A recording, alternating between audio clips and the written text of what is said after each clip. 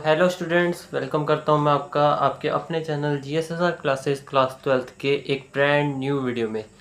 बिना किसी देरी के शुरू करते हैं। सोल्यूशन चैप्टर हमारा चल रहा है, उसकी सीरीज चल रही है। टॉपिक आज हम लेने वाले हैं सोल्यूबिलिटी एंड हेनरीज लॉ। ठीक है। वैसे बाय द वे मैं आपको ये बताना चाहता हूँ कि जो सोल्यूबिलिटी जो टॉपिक है, इसी का एक सब टॉपिक और एक वेरी वेरी इंपॉर्टेंट, जो मोस्ट इम्पोर्टेंट है, जो आता ही आता है, ये हेनरीज लॉ होता है। ठीक, तो शुरू करते हैं बिना किसी देरी के। तो सोल्यूबिलिटी हमारे पास क्या होती है, पहले हम जानते हैं सोल्यूबिलिटी क्या होती है। Solubility of a substance expresses the maximum amount of it which can be dissolve in a specific amount of solvent. ये तो भाई हो गया आपका उसमें लिखने के लिए, पेपर में लिखने के लिए। ठीक है, पेपर में लिखने के लिए समझना समझ लो कि अगर सोल्यूबिलिटी की आती है वैसे तो डेफिनेशन, ठीक है ना। तो अगर मैं आपको लेमन लैंग्वेज में अगर आपको बताऊं सिंपल भाषा में, तो क्या होती है सोल्यूबिलिटी। एक पानी लो, पानी लिया, उसमें नमक डालो, चीनी डालो, नमक डाल के देखना, उसमें नमक डालते जाओगे, एक टाइम के बाद वो नमक को डिज़ोल्व करना, मतलब कि उसको सोल्यूबिलिटी उसकी इतने, मतलब कि उसकी अप्रोच कर जाती है कि वो नमक उसके बाद वो घुलता नहीं है। जितना मर्जी नमक घोलते रहो, उसके बाद एक टाइम पे आके नमक नहीं घुलेगा। जो वही जो मैक्सिमम अमाउंट ऑफ जो होगा ना, जो नमक होगा एज अ सोल्यूट, और सॉल्वेंट क्या होगा हमारे पास, वाटर होगा। उसी चीज़ को हम क्या बोलते हैं, सोल्यूबिलिटी कहते हैं। ठीक, अब पढ़ो इसको, अब पढ़ के देखना। सोल्यूबिलिटी ऑफ अ सब्सटेंस, किसी भी सब्सटेंस की सोल्यूबिलिटी एक्सप्रेस कैसे होती है, the maximum amount of it. Solubility of substance, substance यहाँ पे क्या था, हमने क्या बोला, सोल्ट। तो सोल्ट की maximum amount of which can be dissolve in a specific amount of solvent. एक गिलास में पानी ले लिया, उसमें नमक डालते गए, कब तक, जब तक वो नमक डिजोल्व होना बंद हो गया। तो जब तक, जैसे ही वो डिजोल्व होना बंद हुआ, मतलब कि वो सोल्यूबिलिटी उसकी अप्रोच हो चुकी है। ठीक, तो ये हमारे पास अब 4 फैक्टर्स पे डिपेंड करता है। Nature of solute, nature of the solvent, temperature and pressure. ठीक है, एक एक करके देखते हैं इसका। तो solubility of solids in liquid. अब solubility of solids in liquid का मैंने आपको एक ताज़ा अभी एक आपको मैंने बताया, किसका, नमक और पानी का। नमक यहाँ पर हमारे पास सॉलिड में आएगा और लिक्विड हमारे पास पानी है। ठीक है, वाटर हमारे पास आ जाएगा। सो इसको एक देख लेते हैं एक बार इसको। सो व्हेन अ सॉलिड और solute is added to a solvent, मैंने जो नमक और पानी वाली बात बताई उसी को मतलब कि मेमोरी में रख के इसको पढ़ना। ठीक है। सो व्हेन अ सॉलिड और solute is added to a solvent, the solute dissolves because its particles go into the liquid and its concentration in the solution increases. This process is known as dissolution. इसी चीज़ को हम क्या बोलते हैं, dissolution बोलते हैं। वही चीज़ जो मैंने आपको बताई, समझ आ गई है। ठीक है, हाई जैसी उसकी कंसंट्रेशन, जैसी कंसंट्रेशन सोल्यूट की जैसी ज़्यादा होगी, तो वो हमारे पास एक कंसनट्रेटेड वो बन जाएगा, वाटर बन जाएगा। ठीक, तो इसका वो हमारे पास टेम्परेचर पे क्या इफेक्ट पड़ता है ये देख लेते हैं। तो द सोल्यूबिलिटी में इंक्रीज और decrease with the increase in temperature. भाई अब जैसे टेम्परेचर इंक्रीज करेगा ना, वैसे वैसे हमारे पास सोल्यूबिलिटी है वो इंक्रीज भी कर सकती है, डिक्रीज भी कर सकती है, एज पर एज सोल्यूट की हमारे पास क्या इसका नेचर होगा। देखते हैं अब इसका। अब जैसे इसके अगर इंक्रीज और डिक्रीज अगर दोनों, तो हमें दोनों इसके केसेस लेने पड़ेंगे। तो लेते हैं पहला case. So solubility increase with increase in temperature. ये कब होता है कि जब सोल्यूबिलिटी इंक्रीज करती है इंक्रीज इन टेम्परेचर। ऐसी कोई भी रिएक्शन जिसमें सोल्यूबिलिटी इंक्रीज करेगी with the increase in temperature, वो हमेशा हमारे पास ऐसी रिएक्शन होगी जिसमें हीट हमारे पास अब्जॉर्ब होगी, यानी कि जो हमारे पास रिएक्शंस होंगी वो हमारे पास क्या होंगी, एंडोथर्मिक होंगी। समझ आ गया, वो हमारे पास रिएक्शन क्या होंगी, एंडोथर्मिक होंगी। ठीक, तो इसी का उल्टा सोल्यूबिलिटी जैसे ही हमारे पास डिक्रीज करेगी ना, सोल्यूबिलिटी हमारे पास क्यों डिक्रीज करेगी विद इंक्रीज इन टेम्परेचर, क्योंकि उसमें से हमारे पास हीट निकलेगी। ठीक है ना, हीट हमारे पास निकलेगी। जब हमारे पास हीट जब इवॉल्व हुई तो हमारा कौन सी बन गई, एक्सोथर्मिक रिएक्शन बन गई वो। ठीक, क्लियर है। ये हमारे पास क्या बन गई, एक्सोथर्मिक यहाँ पर रिएक्शन वो शो करेगा। क्लियर, एक बार शुरू से देख लो। जिसको जो भी डाउट होगा एक बार कमेंट सेक्शन में बता देना। अच्छी लगी वीडियो तो लाइक कर देना चैनल को और सब्सक्राइब भी कर देना, ठीक है ना। अब ये सीरीज़ चल पड़ी है, तुमने जितनी भी अब करनी थी अपना सेल्फ स्टडी कर लिया, अब मेरी बारी आई है। सो नेक्स्ट आ जाता है हम इफेक्ट ऑफ प्रेशर पर। सो इफेक्ट ऑफ प्रेशर का हम देख लेते हैं। The effect of pressure on the solubility of solid in liquid is generally very small और इनसिग्निफिकेंट। या फिर थोड़ा होगा इफेक्ट प्रेशर का, या फिर होगा ही नहीं।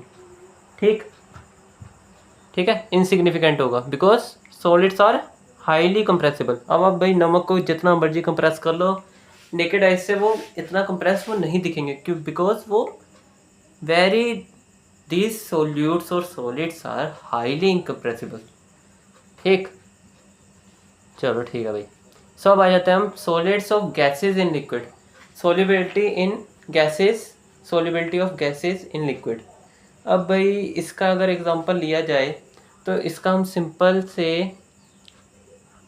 एक एग्जांपल ले सकते हैं हम। जैसे इसका एग्जांपल क्या लिया जाए, हाँ, जैसे नाइट्रोजन को अगर हम वाटर में मिक्स कर सकते हैं, ऑक्सीजन को हम, ऑक्सीजन तो वैसे भी मिक्स होती है, बट ऑक्सीजन को हम एक्स्ट्रा मिक्स कर सकते हैं, है ना। तो मतलब कि ऑक्सीजन और नाइट्रोजन क्या है हमारे पास, गैसेज है ना, उसको हम किस में इंक्लूड कर रहे हैं, वाटर में कर रहे हैं। तो ये हमारे पास ऐसे एक सिंपल से क्या आ जाते हैं, एग्जांपल्स आ जाते हैं हमारे पास। ठीक, राइट। तो अब हम आ जाते हैं हमारे हेनरीज लॉ पर। सो भाई इम्पोर्टेंट ये है, ठीक है, इसको मत भूलना कि ये इम्पोर्टेंट है, चाहे एनसीईआरटी हो, जेईई हो, नीट हो, ये आता ही आता है। ठीक, सो हेनरीज लॉ हमारे पास क्या कहता है, the mole fraction of a gas in the solution is proportional to the pressure of a gas in equilibrium with the solution.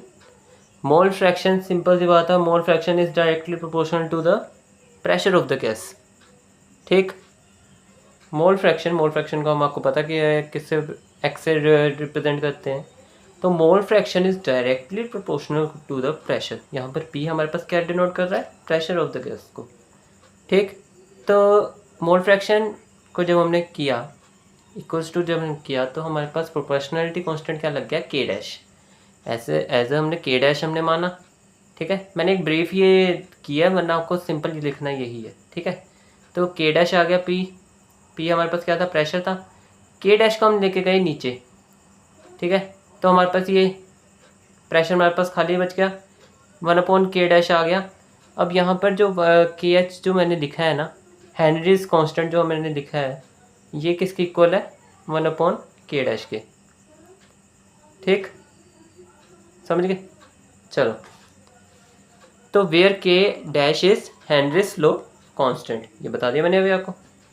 तो हम और भी इसकी अगर डेफिनेशन एक और अगर देखनी हो तो क्या बनेगी, किसकी, हेनरीज लॉ कांस्टेंट की।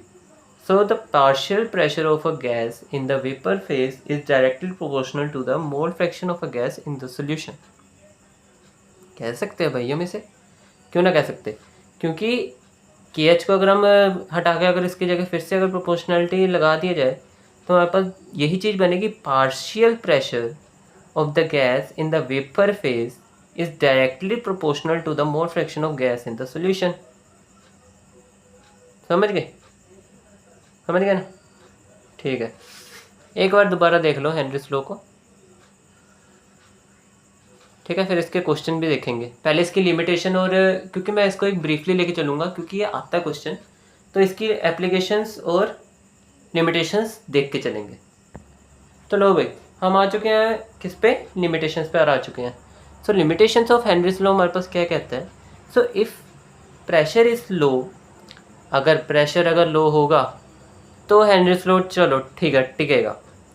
अगर हेनरीज लॉ इज़ वैलिड, मतलब कि अगर लो हुआ तो हेनरीज लॉ वैलिड होगा, but if at high pressure, अगर हाई प्रेशर अगर इसको दे देंगे तो the law, this law becomes less accurate and the proportionality constant show considerable deviations, जो के एच जो हमारे पास होगा ये हमारे पास डेविएशन शो करने लग जाएगा, ठीक है,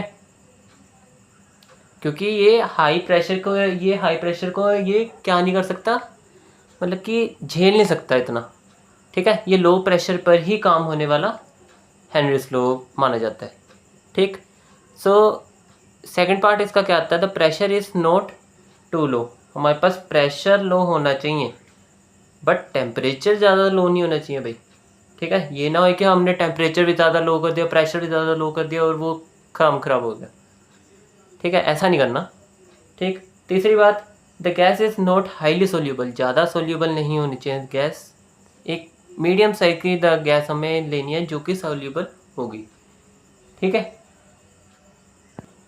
चलो अब चलते हैं हम एप्लीकेशंस पर।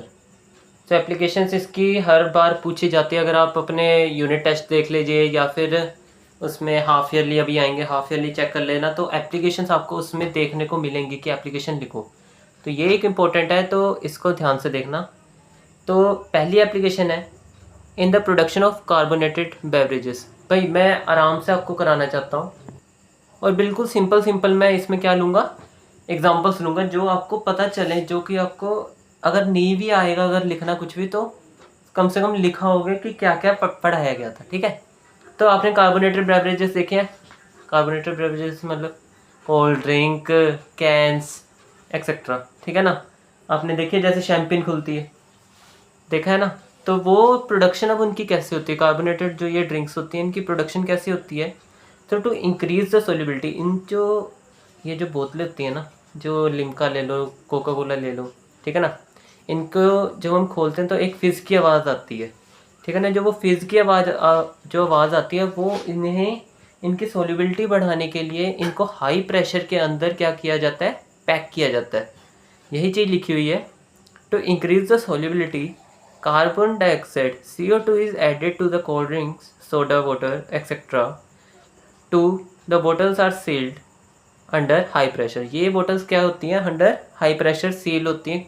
ये नहीं होता कि इसकी शेल्फ लाइफ नहीं होती, अगर आप किसी भी बेवरेजेस को देखोगे तो उनके पीछे की एक एक्सपायरी डेट लिखी होती है, ठीक है ना, कि इनकी सोल्युबिलिटी इतने से इतने तक देर तक टिकेगी जब तक कार्बन डाइऑक्साइड उसकी सोल्युबिलिटी को में पूरा घुल नहीं जाता, ठीक। तो सेकंड आ जाता है हमारे पास यहीं पे इन deep sea like scuba diving, ठीक है ना। जैसे अब स्कूबा डाइविंग देख लो, तो स्कूबा डाइविंग देखी होगी आपने कि डीप सी में जाना, कोई बंदे जाते हैं डीप सी में पूरा कवर होकर, एक पीछे बैग टांगा होता है, ठीक है, सिलेंडर ना। वो अब जो सिलेंडर होता है वो सिलेंडर कंटेन करता है हमारे पास N2, मतलब कि nitrogen gas in addition to O2 oxygen. Nitrogen और ऑक्सीजन का वो मेल बना के एक गैस के बनाया जाता है जो कि हमको इनहेल करने में आसानी होती है इन deep sea under high pressure, ठीक है ना। अब डीप सी में मैंने हाई प्रेशर बोला, ये याद रखना है, जैसे जैसे हम नीचे जाते रहते हैं वैसे वैसे हमारा जो प्रेशर है वो इंक्रीज़ करता रहता है। So which are not soluble in the blood, जो ये N2 और O2 है ना, जब एडिशन करते हैं ना तो ये हमारे पास सोल्यूबल नहीं हो सकते हमारे ब्लड में एट नॉर्मल प्रेशर। ये हमारे पास हाई प्रेशर पे हमारे पास क्या, मैंने बोला ना, जब ये नीचे जाते हैं स्कूबा डाइवर्स तो हमारे पास हाई प्रेशर क्रिएट होता है, ठीक है ना। तो ये हमारे पास जो N2 और O2 है ना, ये हमारे पास नॉर्मल टेम्परेचर पे हमारे ब्लड में सोल्यूबल नहीं हो सकते, ये हमारे पास हाई प्रेशर में ही सोल्यूबल हो सकते हैं, ठीक है ना। तो नीचे जब जा रहे हैं तब तो आराम से सांस ले रहे हैं, वो इससे कुछ नहीं होता, but when the divers come towards the surface, जैसे जैसे वो ऊपर आते हैं ना, the surface the pressure decreases, pressure कम हो रहा है, तो N2 जो है वो हम ब्लड से बाहर आने की कोशिश करेगा, ठीक है ना। तो N2 comes out from the blood body quickly forming a bubbles in the blood stream, ये बबल्स फॉर्म कर देता है ब्लड स्ट्रीम में, ठीक है ना। So this bubbles restricted blood flow, मतलब कि क्या बोल सकते हैं उनको, बैंड बोलते हैं वैसे तो, बट आपको अगर नॉर्मल लैंग्वेज में बताना हो तो एक तरह के बहुत ज़्यादा ये पेनफुल एक प्रोसेस होती है। जैसे वो ऊपर आते हैं ना, उनके मसल्स जॉइंट हो जाते हैं, मतलब कि उनके ब्लड स्ट्रीम में बैंड्स हो आ जाते हैं, ठीक है ना, ब्लॉकेज हो जाती है कहीं कहीं पर, मतलब कि एक पेनफुल कंक्लूजन निकलता है इसका, कुछ नहीं कह सकते इसको, ठीक है। So these bubbles restricted blood flow, ये बता दिया, affect the transmission of nerve impulses, ठीक है ना। द बबल्स, तभी इनको नम इम्पल्सेस का ट्रांसमिशन जब इनको अफेक्ट करती है, तो इसका मतलब कि इसका क्या मतलब कह सकते हैं कि उनको जैसे ही वो ऊपर आते हैं तो उनको डिजीनेस महसूस होती है, मतलब कि उनको चक्कर भी आते हैं किसी किसी को। ठीक है। So the bubbles can even burst in the capillaries और block them and stop the issues और कॉल्ड बेंट्स। जब ये बबल्स जब बर्स्ट करते हैं ना, तो ये पेनफुल कैपिलरीज में जो है पेनफुल एक प्रोसेस को ये झेलना पड़ता है। ठीक है ना। तो यही लिमिटेशंस और ये देख लो एक बार एप्लीकेशंस। ठीक है। बहुत ब्रीफ करके संभाल के चल रहा हूँ, तभी थोड़ी सी वीडियो लंबी जा रही है, बट ट्रस्ट मी ये आपके लिए वर्थ इट ही होगा। चलो चलते हैं हम नेक्स्ट, एक लास्ट रह गए।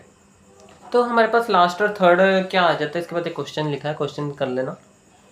थर्ड क्या कर है हमारे पास। ठीक है। तो थर्ड हमारे पास एप्लीकेशन क्या आती है, हाई एल्टीट्यूड्स। जितना हम नीचे जाएंगे तब भी हाई प्रेशर होता है, ऊपर जाएंगे तब भी हाई प्रेशर होगा। So at high altitude the partial pressure of O2 is less. O2 का हमारे पास क्या होगा, वहाँ पे पार्शियल प्रेशर लेस होगा, ना कि हाई होगा। ठीक है ना। Then that of ground level. तभी कहते हैं कि जो हाई एल्टीट्यूड्स पे रहते हैं ना, जैसे लद्दाख हो गया, ऊपर ऊपर की जो साइड्स होगी ना हिमालयन, उनके कंपेरेबली अगर हम ग्राउंड लेवल के अगर जो पीपल की अगर हम बात करें, तो थोड़ा सा ब्रेन सिस्टम का इसमें क्या पड़ जाता है, गैप पड़ जाता है।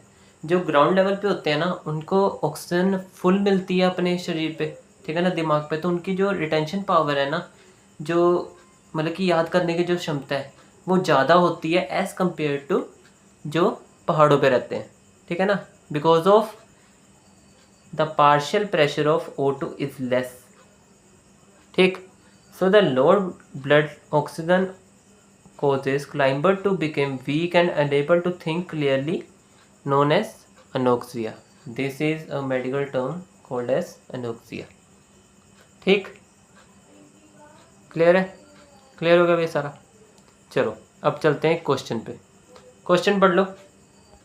सो क्वेश्चन क्या कहता है हमारे पास, if N2 gas is bubbled through under water at 293 kelvin, how many millimoles, millimoles है ये याद रखना, millimoles of N2 gas would dissolve in 1 litre of water. कितना 1 लीटर में डिजोल्व करेगा।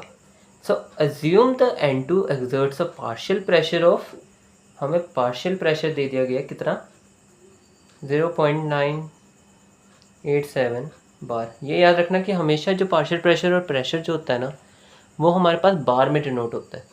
ठीक है ना। हमें KH की वैल्यू दे दी गई है कितनी, 76.48 केल्विन पर बार। ठीक, क्लियर। हम यहाँ से इसका आराम से निकाल सकते हैं मोल फ्रैक्शन।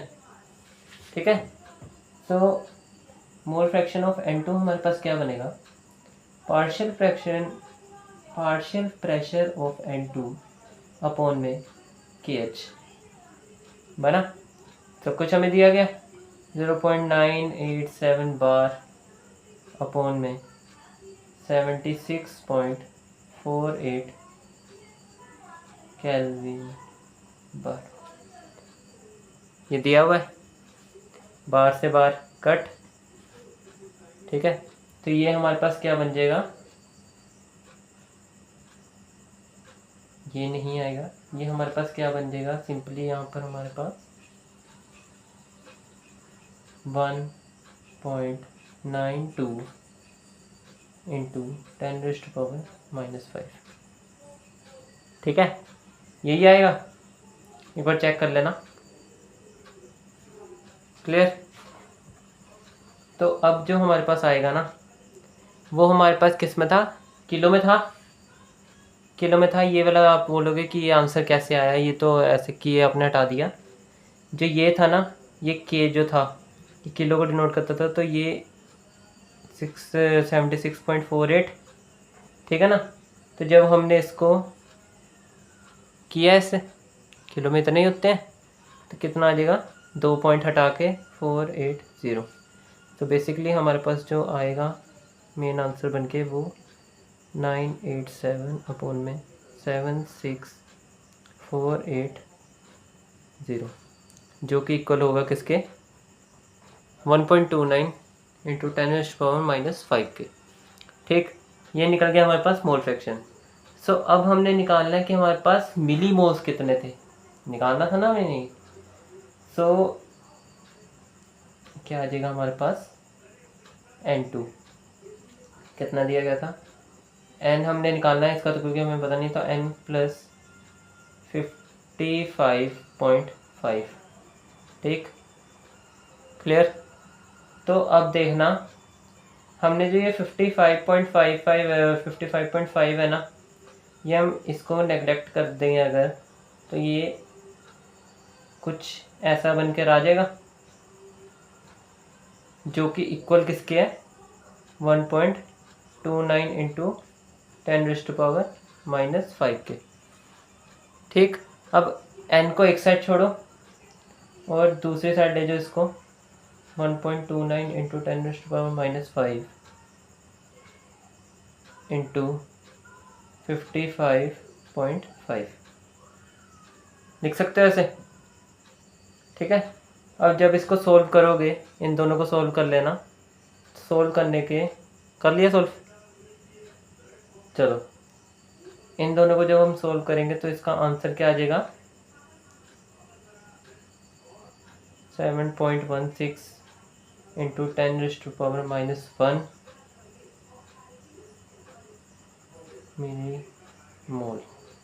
मिली मोल।